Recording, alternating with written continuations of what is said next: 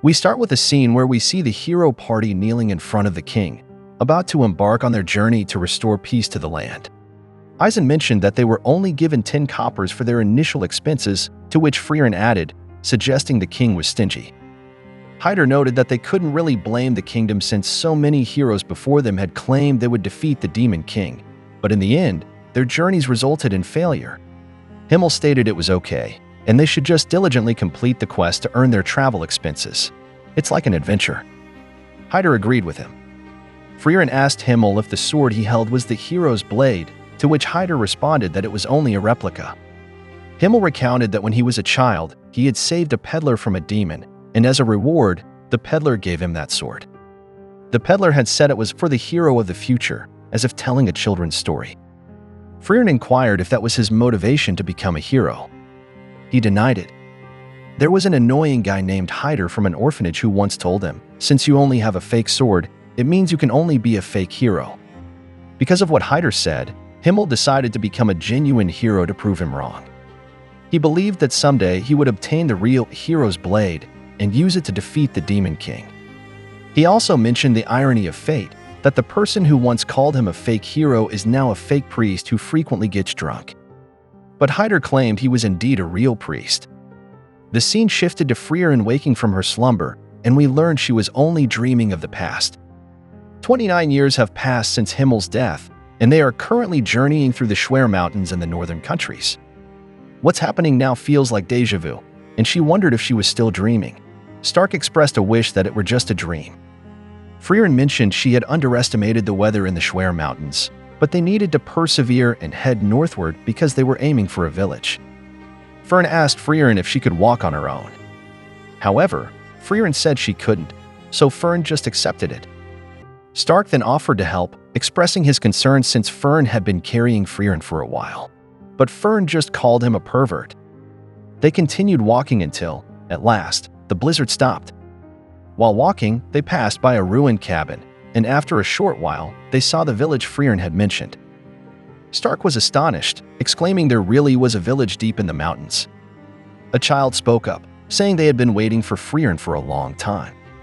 Frieren was surprised to learn that the child was the new village chief, and the child stated she was the 49th generation. They were welcomed to a place called the Village of Swords. Frieren inquired about the ruined cabin they passed earlier, to which the chief responded that it was a hunter's cabin they used to use, but it was destroyed by the ruler of the mountains. Frieren thought that she has no knowledge about this so-called ruler. Stark is looking around with curiosity regarding the Village of Swords, prompting Fern to ask if he knew about the place.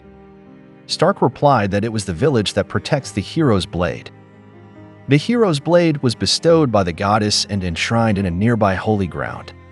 Since ancient times, many heroes had tried to pull that sword, but it didn't move even an inch. But that changed 80 years ago. Stark mentioned there truly was a legend about that sword. The chief shared the legend, saying that whoever could pull the hero's blade would be the hero to vanquish the great calamities bringing destruction to the world. Fern asked if Himmel was the one who had pulled out that sword, to which Stark affirmed. Stark said it's a famous story. Hadn't Fern heard about it? Fern responded she hadn't, as Hyder had never mentioned it to her. We see Frieren quietly listening to their conversation. They arrived at a house where they rested.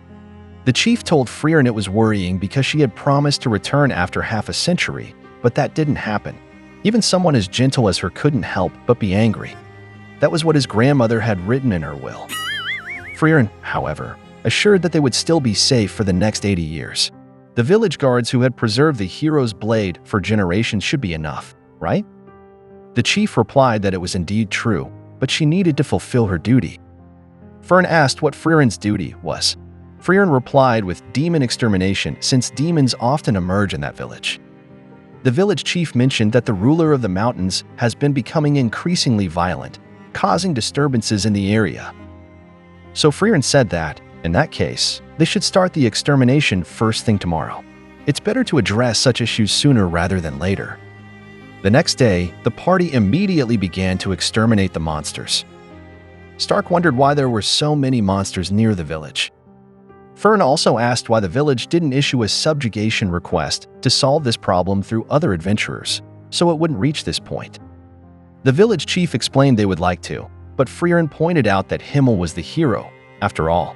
Frieren was puzzled by her statement. Stark reiterated that there were an unusually high number of demons in the area, and they were gathering in front of a cave. Stark descended to eliminate the demons, but as he turned, a large dog-like demon stomped him, causing him to fall. The village chief explained that it's the ruler of the mountains. Frieren wasn't aware of its existence and remarked it was a new face.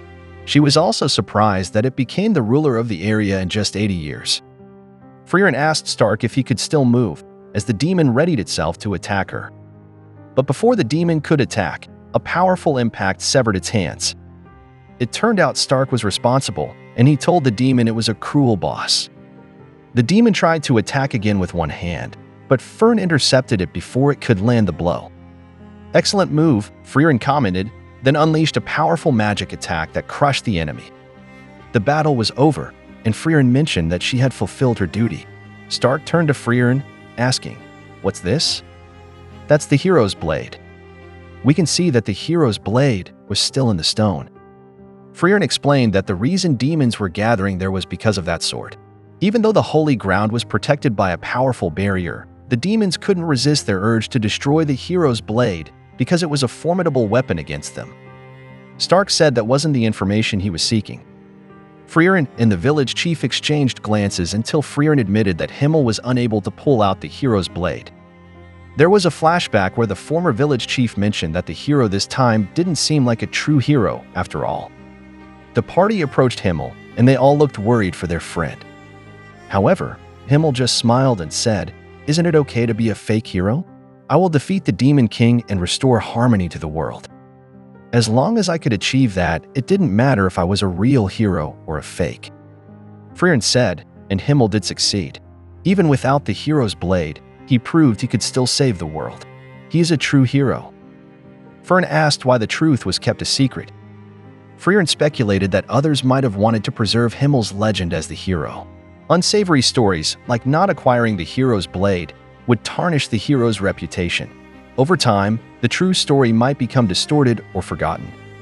It was time for the party to continue their journey. The chief said he believed Frieren could fulfill her duty and expressed deep gratitude. She said that sentiment was also written in his grandmother's will. Stark inquired about what was up with his grandmother's will. As they left, Frieren mentioned she would return after half a century. To which the chief responded, hoping she wouldn't be late next time. I hope you liked the video today.